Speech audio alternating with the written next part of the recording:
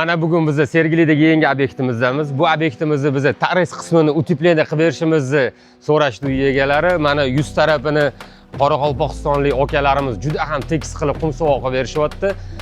Bu obyektimizni nimaga biz tarixchasini qo'yamiz?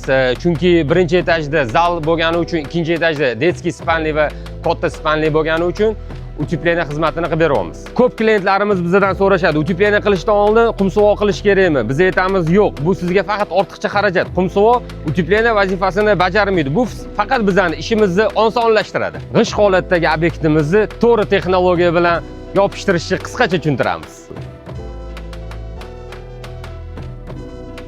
Mana bazaltimizni orqasiga biz tochka kley berdik. Bu tochka kley nima funksiyani bajaradi? G'ishtimiz bizning 2-3 santimetrgacha qiyshiq, urovень pravilida tekis chiqishi uchun biz tochka holat beramiz. Bu obyektimizda g'isht holati ustidan qanaqa bazalt yopishtirish kerakligini ko'rsatdik. Agar sizga qumsuvoq ustidan to'g'ri texnologiya bilan bazalt qanaqa yopishtirish kerakligi qiziq bo'ladigan bo'lsa, albatta kuzating.